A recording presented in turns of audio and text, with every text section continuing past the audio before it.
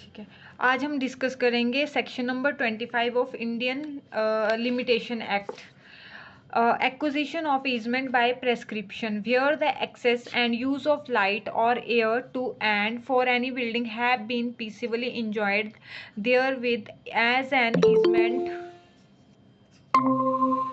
प्रियंका, हम section number 25 पढ़ रहे हैं इंडियन लिमिटेशन एक्ट का। ठीक है, अभी स्टार्ट किया है।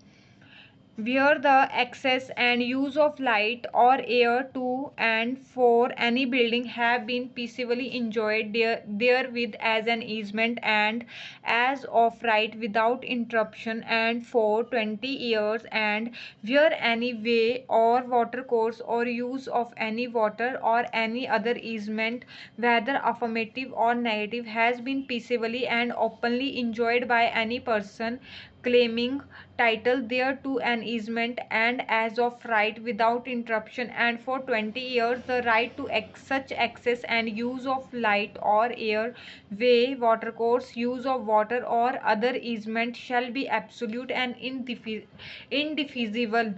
इसमें बोला गया है कि अगर कोई भी पर्सन किसी ऐसे राइट को जिसमें जैसे कि आप कोई easementary right like light, air, water, कहीं से आप वाटर यूज़ कर रहे हो, कहीं से आप लाइट यूज़ कर रहे हो, एयर यूज़ कर रहे हो, तो ऐसे ऐसे ईजमेंट्री राइट्स को अगर आप कंटिन्यूटी में 20 ईयर्स तक यूज़ करते हो ना, तो और विदाउट इंटरप्शन करते हो, तो आपका जो वो राइट होता है फिर वो 20 ईयर्स के बाद जो होता है एब्सोल्यूट हो जाता है और इनडिफिजिबल हो जाता है। इसमें एग्जांपल के लिए मैं बता देती हूँ, दिख रहा है?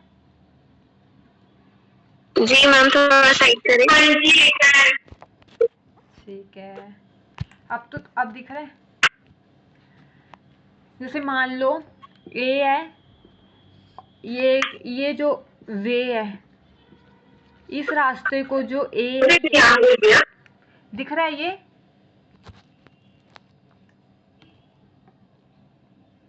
दिख रहा है? हाँ जी दिख रहा है। ठीक है, ये ए है, ये इस वे को, ये वे इसके घर को जाता है, ये इस वे को जो है पिछले 20 साल से अगर इंजॉय कर रहा है और 20 साल ये इंजॉय कर रहा है, और बाद में ये बी है, ये आता है और बोलता है कि मतलब अब ये कोर्ट में जाता है और बोलता है कि ये जी इस वे को यूज़ कर रहा है, जबकि ये जो रास्ता है ये मेरा है। ठीक है, लेकिन ये 20 साल के जो 20 साल का लिमिटेशन था उसके दौरान इसने कोई भी इंटरफेरेंस नहीं की। अब अगर कोर्ट में जाएगा ये, तो कोर्ट इसको बोलेगी कि तुम 20 साल पहले कहाँ थे, 20 साल पहले क्यों नहीं क्लेम किया। तो अभी अगर इसके 20 साल हो गए हैं, तो अब इसका राइट जो है ए का इस वे को यूज़ करने का वो एब्सोल्यूट हो गया है। अब इसको कोई भी रोक नहीं सकता इस वे को यूज़ करने के लिए। करेक्ट? क्लियर है? अच्छा, अगर यही वाली चीज़ इसी एग्जांपल में, अगर ये वाला, ये तो है प्राइवेट प्रॉपर्टी से रिलेटेड, अगर ये चीज़ अगर आप गवर्नमेंट से रिलेटेड है ना, गवर्नमेंट के अगेंस्ट है, तो आप इसमें जो टाइम पीरियड चलेगा वो चलेगा 30 ईयर्स का। क्लियर? जी मैम। Yes ma'am.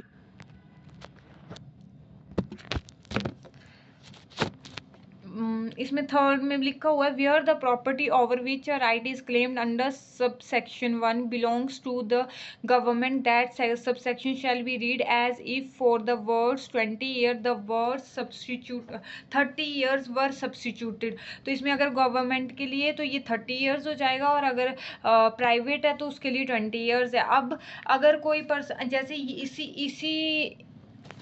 इसमें मैं एक और एग्जांपल देती हूँ।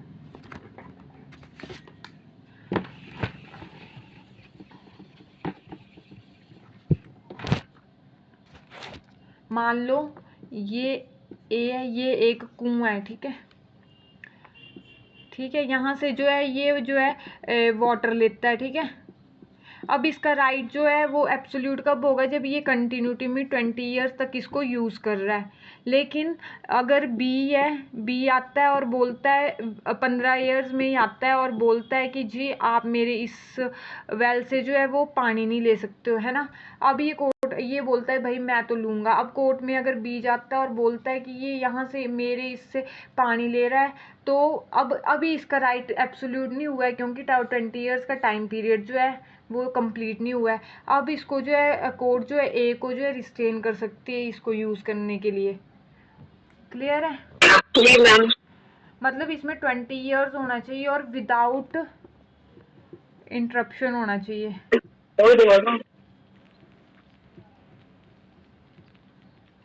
विदाउट इंटरप्शन होना चाहिए।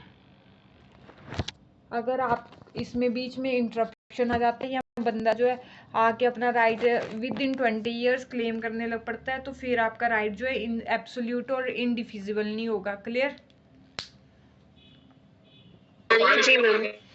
इसका एक्सप्लेनेशन में ये चीज़ मेंशन की गई है, nothing is an interruption within the meaning of this section unless where there is an actual discontinuance of the possession और enjoyment by reason of an obstruction by the act of some person other than the claimant and unless such obstruction is submitted to or acquiesced in for 1 year after the claimant has noticed thereof and of the person making or authorizing the same to be made।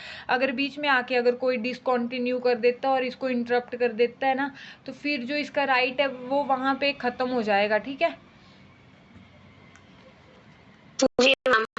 Next section है section number 26, exclusion in favour of reversioner or servient टेनिमेंट where and. पहले तो इसका ये देख लो कि reversioner क्या होता है और सर्वियंट टेनिमेंट क्या होता है। रिवर्जनर कौन होते हैं, है आइडिया? मैम। ठीक है, इसमें मैं आपको एग्जांपल से बता देती हूँ।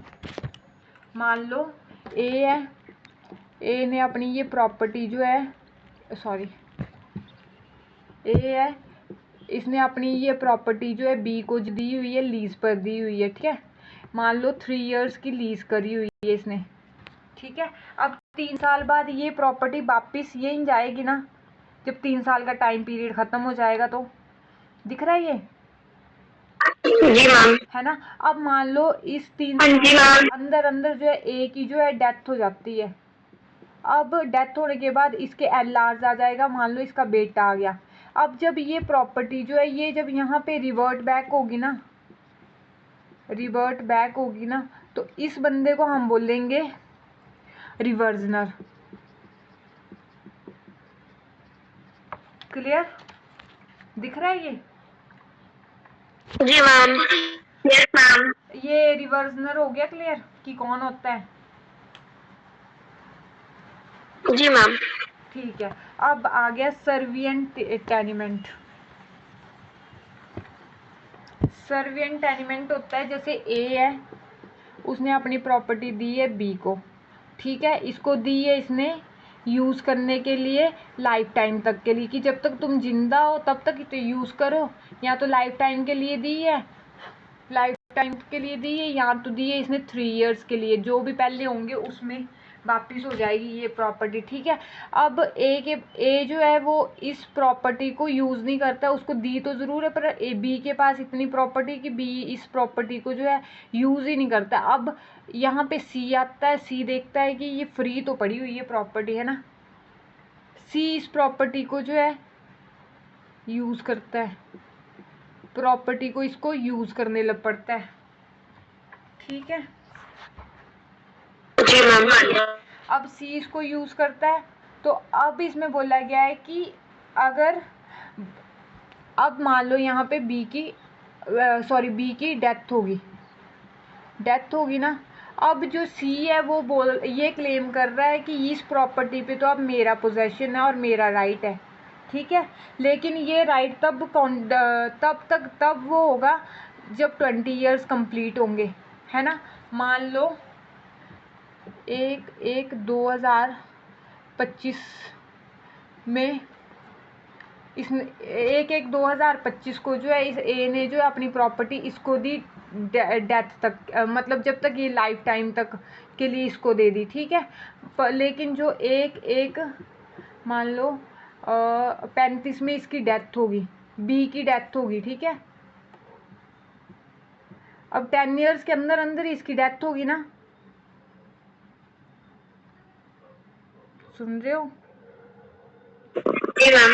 10 10 ईयर्स में इसकी डेथ होगी ना, अब सी यहाँ आके क्लेम करने लगता है कि ये प्रॉपर्टी, अब बी की तो डेथ होगी लेकिन ये प्रॉपर्टी मेरी है।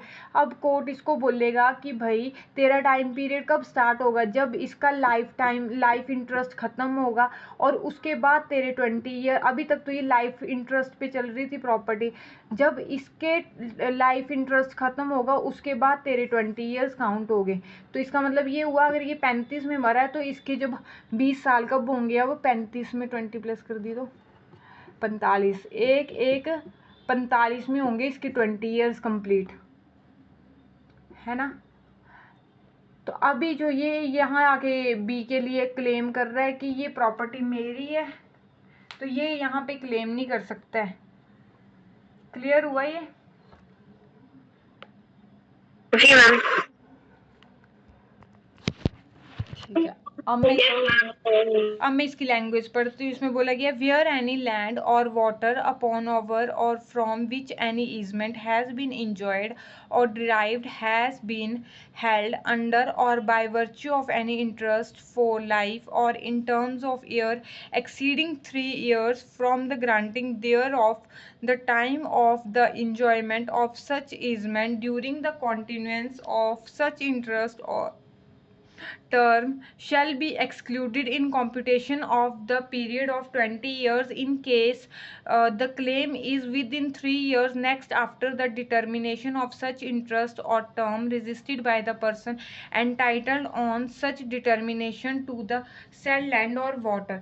अब इसमें जो है अगर मान लो यहाँ पे इसकी ए की भी डेथ होगी ना, तो यहाँ पे जो ये सन है ना, इस सन का जो है इसके जो इंटरेस्ट है उसको जो है प्रोटेक्ट किया जा रहा है इसके अकॉर्डिंग। अगर ये टाइम पीरियड जो एक्सक्लूड नहीं किया गया है ना, ये वाला टाइम पीरियड जो ये टाइम लाइफ टाइम वाला है और ये 25 से लेके 35 तक का, अगर ये एक्सक्लूड नहीं किया गया तब तो इसका राइट जो है वो फिर प्रोटेक्ट नहीं होगा। जी मैम। क्लियर है ये?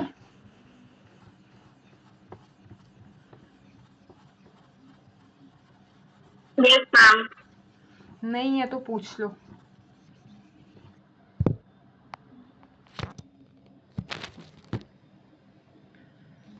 चलूं आगे? जी मैम। जी। ठीक है, नेक्स्ट है हमारा section number 27, extinguishment of right to property at the determination of the period hereby limited to any person for instituting a suit of possession of any property his right to such property shall be extinguished। वैसे तो एक इसमें वो है कि जो person है उसका राइट जो है कभी भी ख़त्म नहीं होता है, लेकिन ये जो सेक्शन है सेक्शन नंबर 27 है, ये उसका एक एक्सेप्शन है। ये बोल रहा है कि अगर आप विद इन टाइम पे अगर इंस्टीट्यूट सूट नहीं करते हो तो आपका जो राइट है वो एक्सटिंग्विश हो जाएगा। फॉर एग्जाम्पल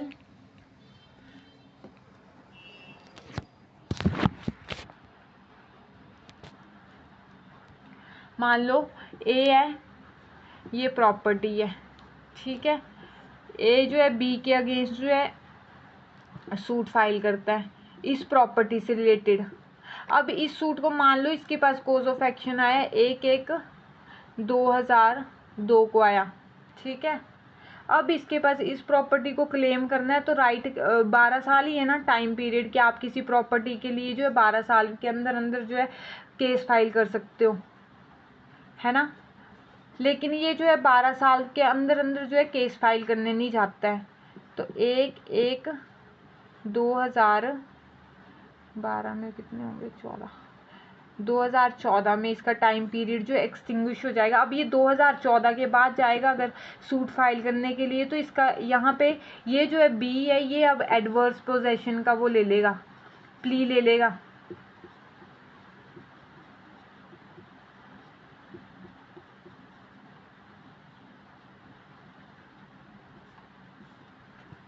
क्लियर है?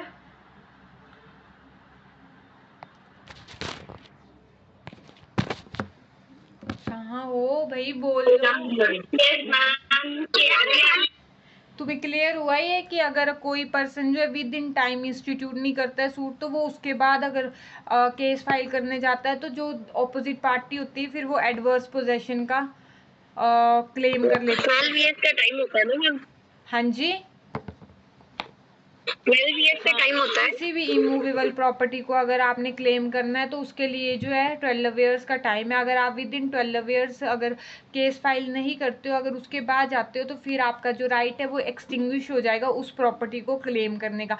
और जो सेकंड पार्टी होगी वो जो है उस पर राइट टू एडवर्स पोजेशन में जो है वो अपना क्लेम सेट डिफेंस लेके आ जाएगी। लेकिन अब एक जजमेंट आई हुई है इसमें, उसमें ये बोला गया है कि पहले तो इसको एज अ शील्ड यूज़ किया जाता था ना, लेकिन अब इसको एज अ स्वॉर्ड भी यूज़ किया जाता है। जैसे अगर ए का जो है 12 साल का टाइम पीरियड ख़त्म हो गया ना, तो बी जो है 12 साल के बाद कोर्ट में जा करके केस फाइल करके एडवर्स पोजेशन के बेस पे केस फाइल करके भी इसकी डिक्री जो है अपने फेवर में ले सकता है। मतलब इस जो भी लैंड से रिलेटेड इमूवेबल प्रॉपर्टी से रिलेटेड सूट होगा, उस प्रॉपर्टी को वो अपने नाम पे करवा सकता है एडवर्स पोजेशन के प्ली में ऑर्डर लेकर के।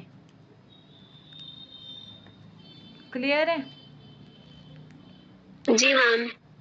ठीक है, तो मैंने आज इतना ही पढ़ाना था।